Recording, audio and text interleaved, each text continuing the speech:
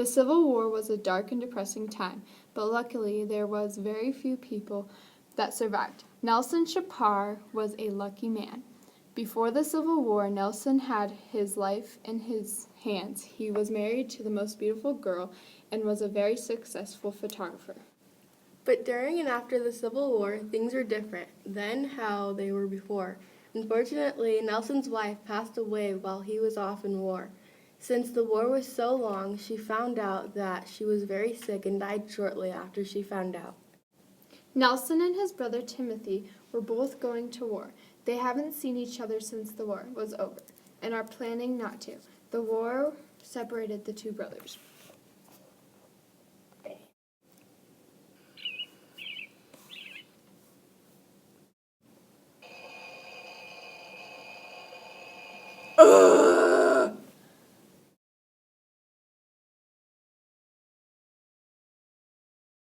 I don't want to get up.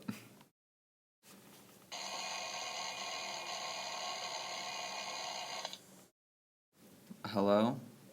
Hey, this is Mrs. Bowman's manager. Where are you? At my house? Well, the interview starts soon. Oh, I'll be right over. Shh.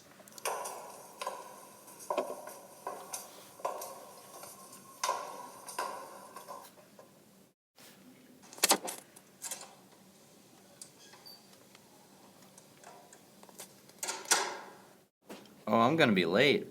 Extra, extra! Get your newspaper here! Hey, kid, give me one. Here you go! Oh. Nelson starts reading the newspaper as he walks to the interview.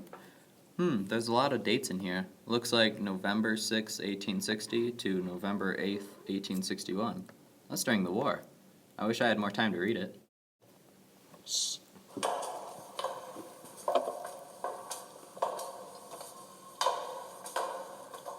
Well, I'm here.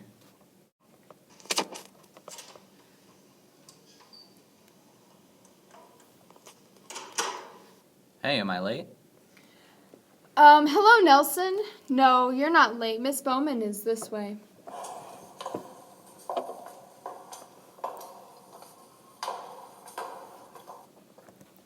Hello, Mr. Chapar. I am Rachel Bowman, but please call me Rachel. Okay. Do you need any water or coffee before we begin? No, thank you. I'm good. So, to start out, tell me something about you. Well, I was born on May 15th, 1842. I'm retired and I live in an apartment.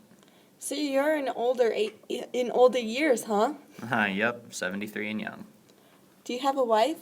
Her name was Carrie Ann, but she died working as a nurse in the war.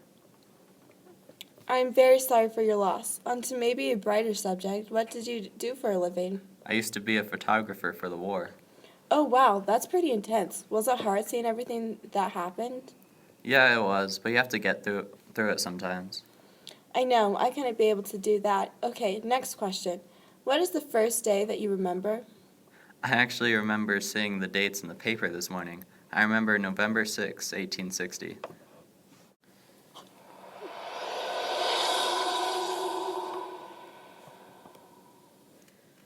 We must not disturb slavery in the states where it exists.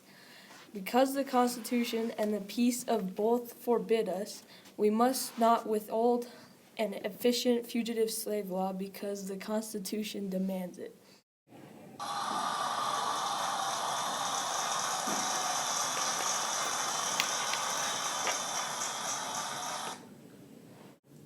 But we must, by a national policy, prevent the spread of slavery into new territories or free states, because the Constitution does not forbid us and the general welfare does demand such prevention.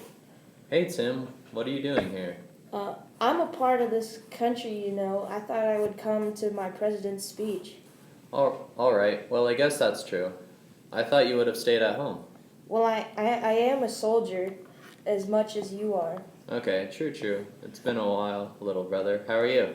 We must prevent the reveal of the African slave trade because the Constitution does not forbid us and the general welfare does require the prevention.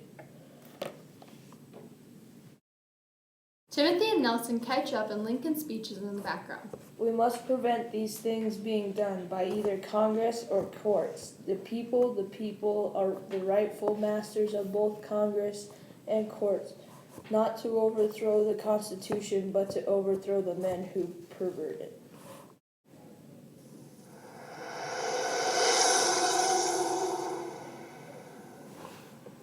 That's really cool. Are you still in contact with Timothy? Not as much as I would like. Did something happen between you two, or did you guys just go your separate ways? We kind of just went our separate ways. Well, maybe if you're lucky, you will see him soon. Hope so. On to more questions. What are your favorite foods? Well, I'm a big meat lover. Probably not the best thing for a man my age to eat, though. Haha. Well, we all eat things that probably aren't good for us. Next question. Do you still think of the war? Yes, absolutely, all the time. What do you think your greatest accomplishment was in the war? I think would have to be spreading information by the use of pictures. It was good to know that you're helping your country in a non-violent way. That's a good answer. Weren't you afraid of getting captured or getting shot? Yes, I was very afraid. We had 1 or 2 soldiers with us at all times, but it wasn't much. I was especially afraid at Fort Sumter.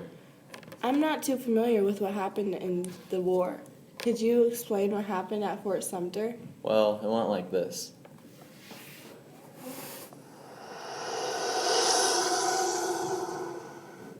Power up! The power of Dragon Ball Z is in your hands. You can take your battles to the next level with the levitating action of the Tenkaichi Budokai playset. Each figure sold separately by Jakks Pacific.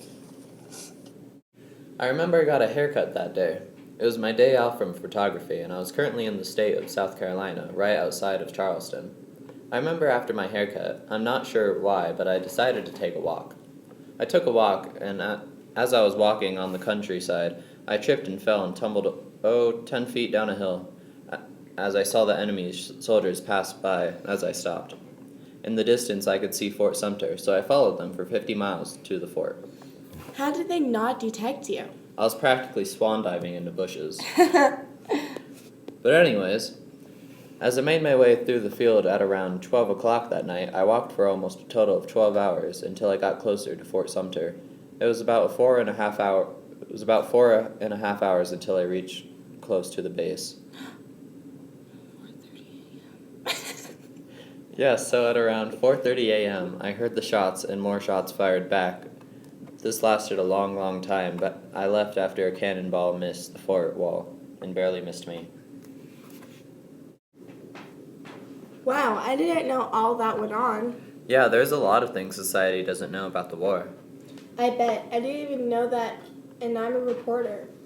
I'm sorry, but could I get some water right about now? Yeah, definitely. If you don't mind me asking, is it starting to get hard to talk about because you look kind of down? Yeah, it's a little hard. There's just so much that went on. Yeah, there were a lot of ups and downs in that war. Do you think we need to stop? No, we can keep going. Okay. Now, were there any other days in the war that you remember specifically? I remember a couple of days through July 4th through November 8th, 1861. What a busy day today. Yeah, it is. After Lincoln's speech to Congress, I still remember what he said. A people's contest, a struggle for maintaining in the world that form and substance of government, whose leading object is to elevate the condition of men. The Congress authorized a call for 500,000 men. Yeah, July 4th, 1861 will be in the history books forever. Yeah, hopefully tomorrow won't be such a long day. Have a good night. See you tomorrow. Thank you, and have a good night as well. Days and weeks passed more and more, people dying and poor. Carrie Ann and Cecilia had to see them all die.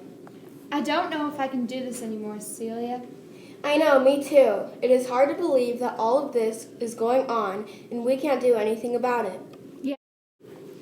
Yeah, did you hear what happened on July 21st? The Union Army under General Irvin McDowell suffers a defeat at Bull Run, 25 miles southwest of Washington.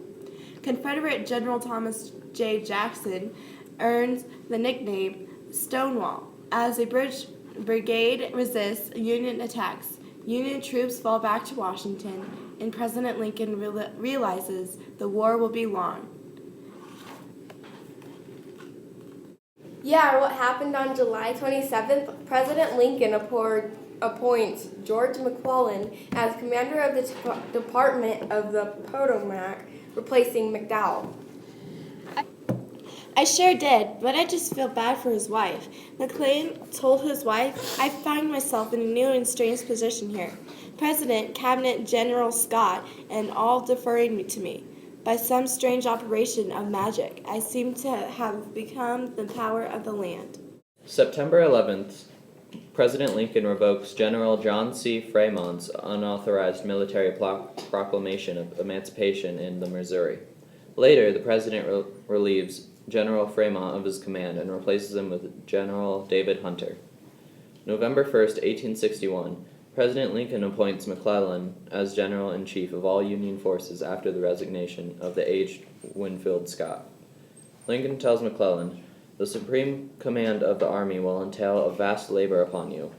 McClellan responds, I can do it all. Then on November 8, 1861, the beginning of an international diplomatic crisis for President Lincoln as two Confederate officials sailing toward England are seized by the U.S. Navy. England, the leading power, demands their release, threatening war. Lincoln eventually gives in and orders their release in December. One war at a time, Lincoln remarks. Later on, Carrie Ann and Cecilia both died in a serious explosion along with the other patients. You son of a biscuit-eating bulldog! The French You toast. think I wouldn't find out about your little doo-doo head cootie queen? Who are you calling a cootie queen, you lint-lick girl? Don't you come close! Overreact? No, Bill, overreacting was when I put your convertible into a wood chipper. Stinky McStink face! Fabulous! New Orbit Raspberry Mint cleans another dirty map. For a good, clean feeling, no matter what. Well, that wraps up our interview. Wow, look at the time. Thank you for coming, Nelson. Thanks for having me. I'll see you around. See you around.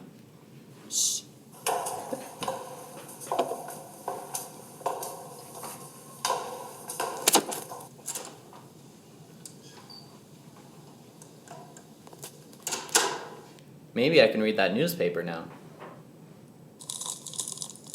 Let's see here. Wait, I just said all of this. That's peculiar. After a long day of interviewing, Nelson went home and took a nap. The end.